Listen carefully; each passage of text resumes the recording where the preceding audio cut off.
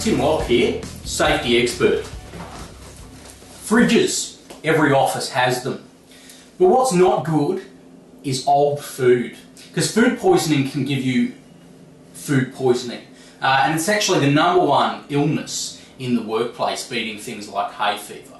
So a good way to tell if any of your thing is off is just by the smell of it. Okay, so if it smells, if any of your food smells, just throw it out. Okay, except some cheeses, of course, which are supposed to smell bad. It's just the way they are.